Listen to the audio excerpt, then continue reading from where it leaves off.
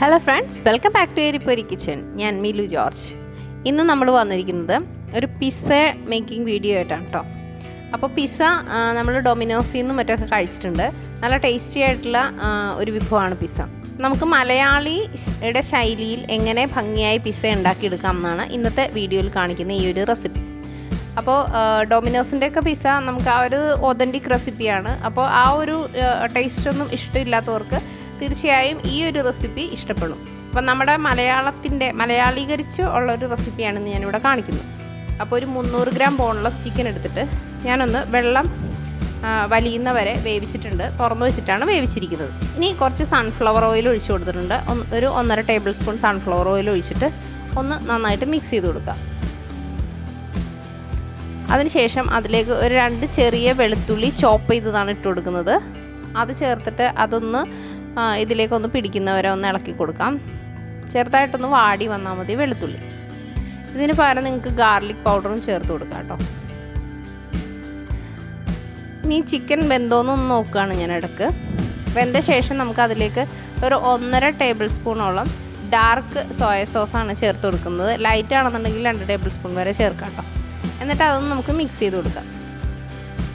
ഇനി soya sauce ഇഷ്ടമില്ലാത്ത ആൾക്കാർക്ക് അത് ചേർക്കണമെന്നില്ല, ചില്ലി സോസ് ചേർത്താലും മതി. അതിലേക്ക് ഒരു 1.5 ടേബിൾ സ്പൂൺ ടൊമാറ്റോ സോസ് കൂടെ ചേർത്ത് കൊടുക്കുന്നുണ്ട്. ഇനി നന്നായിട്ടൊന്ന് മിക്സ് ചെയ്ത് കൊടുക്കാം. അപ്പോൾ സോസ് ചേർക്കുന്നതുകൊണ്ട് തന്നെ ചിക്കനിൽ അത്യാവശ്യം ഉപ്പുണ്ടാവും. പോരാത്ത ഉപ്പ് മാത്രം നമ്മൾ ചേർത്ത് കൊടുത്താൽ മതി.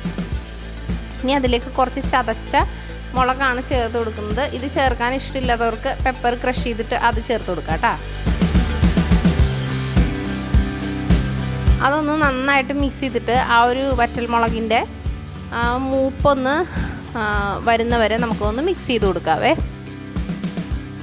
അപ്പോൾ അതാ നമ്മുടെ ചിക്കൻ ഇവിടെ റെഡി ആയിട്ടുണ്ട്. ഇനി നമ്മളിവിടെ പിസ്സയുടെ ഡോ കുഴച്ച് വെച്ചിട്ട് 2 മണിക്കൂറായിട്ടുണ്ട്. ഇതൊരു 4 പിസ്സയ്ക്കുള്ള ഓർഡറാണ് നമ്മൾ ചെയ്യുന്നത്. 3 ലാർജ് പിസ്സയും 1 സ്മോൾ പിസ്സയാണ്. അതിനുള്ള മാവാണ് ഞാനിവിടെ കുഴച്ച് വെച്ചിരിക്കുന്നത്. അപ്പോൾ ഇതിൻ്റെ ഇൻഗ്രീഡിയൻസും റെസിപ്പിയും ഞാൻ നമ്മുടെ ഡിസ്ക്രിപ്ഷൻ ബോക്സിൽ ഇട്ടേക്കാം. അപ്പോൾ നിങ്ങളത് ചെക്ക് ചെയ്താൽ മതി. അപ്പോൾ 2 മണിക്കൂറിന് ശേഷം മാവ് നന്നായിട്ട് പൊങ്ങി വന്നിട്ടുണ്ട്. ഇനി ഇത് നന്നായിട്ട് ഒന്നുകൂടെ കുഴച്ചെടുക്കണം. അപ്പം ഞാനിവിടെ കുഴച്ചതിന് ശേഷം അത് 4 ഭാഗങ്ങളായിട്ട് വീതിക്കുകയാണ്. തുല്യ ഭാഗങ്ങളല്ല, കാരണം ഒരെണ്ണം ചെറുതാണ് പിസ്സ. അപ്പോൾ അതിനനുസരിച്ച് 4 ഭാഗമായിട്ട് നമ്മളതൊന്ന് മുറിച്ച് വെക്കുകയാണ്. നിങ്ങൾ ആദ്യമായിട്ടാണ് എൻ്റെ ചാനൽ കാണുന്നതെങ്കിൽ ഒന്ന് സബ്സ്ക്രൈബ് ചെയ്യാൻ മറന്നു പോകരുത്. അടുത്തുള്ള ആ ബെൽ ബട്ടൺ ഒന്ന് പ്രസ് ചെയ്താൽ ഞാനിടുന്ന വീഡിയോയുടെ നോട്ടിഫിക്കേഷൻസ് നിങ്ങൾക്ക് കിട്ടുന്നതായിരിക്കും. ഈ റെസിപ്പി ഇഷ്ടപ്പെടുകയാണെന്നുണ്ടെങ്കിൽ ഒന്ന് ഷെയർ കൂടെ ചെയ്തേക്കണം. അപ്പോൾ അതാ നമ്മൾ ഈ മാവ് 4 ഭാഗമായിട്ട് എടുത്തിട്ടുണ്ട്. ഇനി നമുക്കതൊന്ന് ഉള്ളിലേക്ക് ആക്കിയിട്ട് ഒന്ന് ഷേപ്പാക്കി ഒന്ന് വെച്ച് കൊടുക്കാം.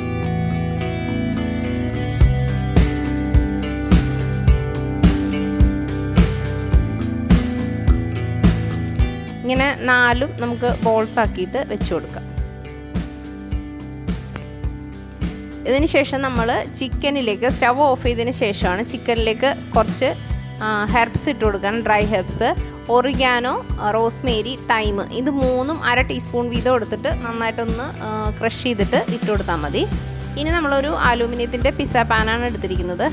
അത് ഒട്ടിപ്പിടിക്കാതിരിക്കാൻ വേണ്ടി ഞാനൊരു ബട്ടർ പേപ്പർ കൂടെ വെച്ചിട്ടുണ്ട്. ഇനി അതൊന്ന് സൺഫ്ലവർ ഓയിലൊന്ന് ഗ്രീസ് ചെയ്ത് കൊടുക്കണം. അപ്പോൾ സൺഫ്ലവർ ഓയിലിന് പകരം നിങ്ങൾക്ക് ഉപയോഗിക്കാവുന്ന ഒരു ഓയിൽ ഒലീവ് ഓയിലാണ്. ഇനി നമുക്ക് അതിൽ നിന്ന് ഒരു ഭാഗം മാവ് എടുത്തതിന് ശേഷം ഇതേപോലെ പാത്രത്തിൽ വെച്ചിട്ട് കൈ കൊണ്ട് ഇതേപോലെ പരത്തി കൊടുക്കുക.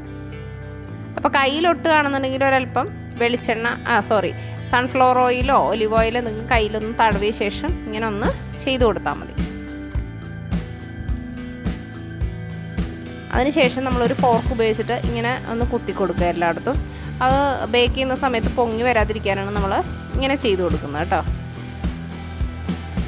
അതിനുശേഷം നമുക്ക് കുറച്ച് ടൊമാറ്റോ സോസ് എടുക്കാം. അതിലേക്ക് നമുക്ക് കുറച്ച് ഡ്രൈ ഹെർബ്സ്, അതൊരു 1/2 ടീസ്പൂണോളം ഇട്ട് കൊടുക്കാം. Thyme, oregano, Rosemary. ഇനി അതിലേക്ക് കുറച്ച് ക്രഷ്ഡ് ചില്ലി ചേർത്തിട്ടുണ്ട്. ഇതിന് പകരം പെപ്പർ ചേർത്തിട്ടാണ് ചിക്കൻ ചെയ്യുന്നതെങ്കിൽ നമുക്കിതിൽ പെപ്പർ ചേർത്ത് കൊടുക്കാം. എന്നിട്ട് ഇത് നന്നായിട്ട് മിക്സ് ചെയ്തെടുക്കുക. ഇതാണ് നമ്മുടെ പിസ്സ സോസ്. ഇതിന് പകരം നിങ്ങൾക്ക് പിസ്സ സോസും യൂസ് ചെയ്യാം കേട്ടോ. അതിനുശേഷം ഇതൊന്ന് ഇതിൻ്റെ പുറത്തേക്ക് നന്നായിട്ടൊന്ന് സ്പ്രെഡ് ചെയ്ത് കൊടുക്കുക.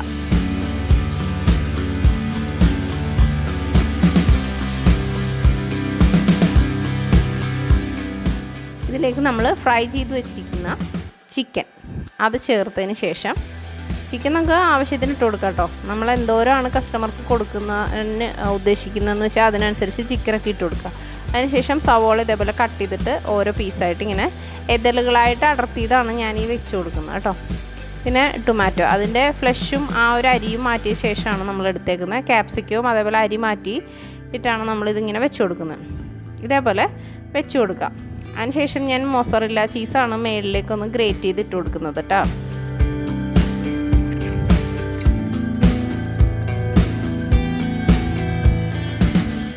നല്ല രീതിയിൽ തന്നെ ചീസ് ഇട്ടതിന് ശേഷം അതിൻ്റെ മേളിലേക്ക് നമ്മൾ ചീസിൻ്റെ ഷീറ്റില്ലേ, അമൂലിൻ്റെ ഷീറ്റാണ്, അത് ഒരു ഷീറ്റ് വെച്ച് കൊടുക്കണം. ഒരു പിസയ്ക്ക് ഒരു ഷീറ്റാണ് നമ്മൾ വെച്ച് കൊടുക്കുന്നത്. ചീസ് നന്നായിട്ടുണ്ടെങ്കിലേ പിസയ്ക്ക് ടേസ്റ്റ് ഉണ്ടാവുള്ളൂ. അതുപോലെ നമ്മൾ കട്ട് ചെയ്തെടുക്കുന്ന സമയത്തൊക്കെ നല്ല വലിവിൽ കിട്ടണമെന്നുണ്ടെങ്കിൽ ഇങ്ങനെ ചീസ് വെച്ച് കൊടുക്കണം. ഇനി ഞാൻ കുറച്ച് ബ്ലാക്ക് ഒലീവ്സ് നമുക്ക് ബോട്ടിൽ വാങ്ങിക്കാൻ കിട്ടും, പ്രിസർവ് ചെയ്ത് വരുന്നതാണിത്. ഇത് ചേർത്തിട്ട് മേളിലേക്ക് കുറച്ച് ക്രഷ്ഡ് ചില്ലി ചേർത്ത് കൊടുക്കുന്നുണ്ട്.